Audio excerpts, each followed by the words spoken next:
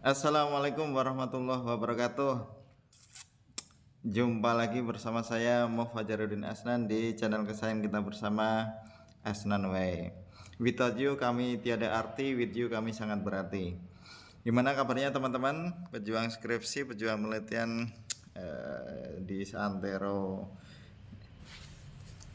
dunia, semoga dalam keadaan sehat walafiat, tetap semangat, selesaikan sampai akhir dan jangan sesat mengerjakan skripsi atau penelitiannya ya. Ngomong-ngomong soal sesat, ini teman-teman ada pepatah bilang malu bertanya sesat di jalan. Jadi malu bertanya sesat di jalan. Begitupun dalam penelitian ya teman-teman ya. Malu bertanya kemudian sekedar berdasarkan asumsi atau persepsi pribadi itu juga keliru. Apalagi kalau skripsi teman-teman itu ambil yang kuantitatif ya. Balik lagi. Emang kapan berangkatnya ya? Belum ya, tahu-tahu balik. Kali ini kita akan bahas lagi-lagi soal urutan teman-teman dalam analisis data untuk yang penelitian kuantitatif. Teman-teman, ini biar enggak salah, ini secara general ya, secara umum. Kalau secara spesifiknya silahkan nanti ke dokter spesialis masing-masing. Ada spesialis gigi, spesialis spesialis hati, spesialis jantung, dan spesialis huru hara. Sabar ya. Jadi kalau yang spesifiknya silahkan teman-teman komentar ya. Jangan malu-malu atau sungkan komentar kan karena negara kita negara yang demokrasi. Baik. Eh jadi gini teman-teman ya. Teman-teman itu kan buat proposal, kemudian mungkin ada di kampusnya yang melaksanakan setelah proposal bab 1 2 3, kemudian di ACC untuk di seminar proposal ya, atau diseminarkan gitu ya. Sebelum riset. Nah, itu kan biasanya teman-teman setelah sempro itu nanti teman-teman tuh sudah boleh membuat instrumen ya, instrumen penelitian. Jadi instrumen penelitian itu apa? Instrumen penelitian itu adalah saya sudah bilang di video-video sebelumnya, itu adalah senjata ya, bukan senjata makan tuan ya, senjata teman-teman untuk meneliti. Kalau senjatanya pas, tentu nanti bisa untuk memenangkan pertandingan. Ibaratnya tuh bisa membuat penelitian teman-teman tuh jadi diakui dan kemenangannya wah winner. Nah, instrumen teman-teman itu macam-macam ya. Yang jelas instrumen penelitian itu harus dipastikan, sekali lagi saya bilang harus dipastikan kevalitannya, baik itu nanti berupa pedoman wawancara, baik itu berupa tes, baik itu berupa lembar observasi ya, baik itu berupa angketnya sendiri ataupun kuesioner ataupun yang lain. Itu harus teman-teman pastikan bahwa instrumen yang teman-teman gunakan itu valid. Ya, gimana cara membuat instrumen yang valid dan reliable itu sudah ada di video saya yang lain. Pastikan itu ya teman-teman ya. Jangan sampai nanti pas di ujian, meskipun itu dibimbing ke jalan yang benar oleh dosen pembimbing, tapi perlu sudut pandang yang lain gitu ya, biar lebih kaya. Oh, ini instrumennya kurang ini kurang itu, jadi lebih valid karena divalidasi oleh validator yang expert gitu ya.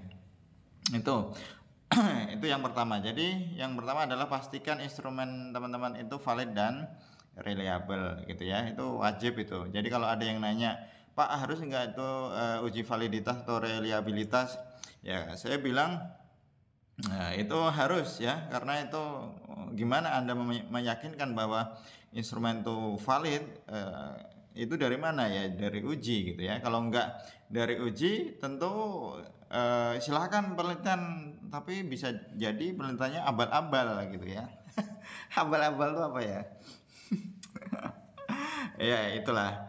Kemudian teman-teman setelah instrumennya jadi kemudian di divalidasi gitu ya. Tentu teman-teman harus memikirkan nanti pengumpulan datanya itu bagaimana ya. Nah, tentu kalau pengumpulan data juga sudah ada ya. Apakah kalau tadi pakai instrumennya tes berarti pakai tes, kalau lembar observasi berarti pakai observasi, kalau pakai pedoman wawancara berarti pakai wawancara dan seterusnya ya. Nah, kalau sudah itu tentu analisis datanya itu teman-teman ya. Biasanya kalau sudah valid, reliable, itu biasanya teman-teman harus ini melihat datanya ya. Kalau datanya teman-teman itu berupa data, sekali lagi ya, data berupa angka dari hasil angket berupa skala ya, mau skala Likert, Goodman atau skala apapun gitu ya. Skala digambar peta biasanya dulu gitu ya.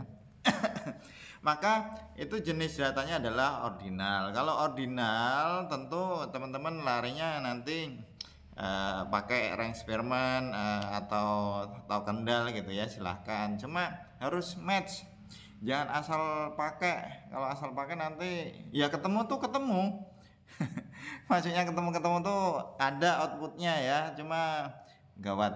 Ya, itu ya teman-teman, yang diperhatikan adalah jenis datanya ya. Setelah valid, reliable, kemudian jenis datanya itu juga harus pas sehingga bisa menentukan uji-uji berikutnya tuh kita pakai apa. Balik lagi tadi, kalau angket berarti itu. Ada pertanyaan, Pak, saya datanya angket cuma maaf sengaja. Pak, saya datanya angkat tapi yang variabel yang lain itu datanya interval. Jadi gimana Pak? Bisa aja kalau judulnya pengaruh yang variabel independen variabel bebasnya ya, pengaruh variabel bebas terhadap itu tadi variabel terikat tapi dia yang interval, maka itu aja yang diukur. Atau yang kalau ada dua ya, misalnya pengaruh apa terhadap apa dan apa ya, apa itu ini absurd ya. Nah, jadi yang satu tuh datanya tadi ya teman-teman, kasusnya datanya itu jenis datanya yang ordinal karena angkat, berarti yang ordinal ini itu harus di transformasi dulu. Ada namanya metode substitutive interval ya, MSI gitu kan ya. Itu juga ada beberapa video, saya tonton aja untuk yang MSI. Cuma kalau untuk transformasi belum, nanti kita buat.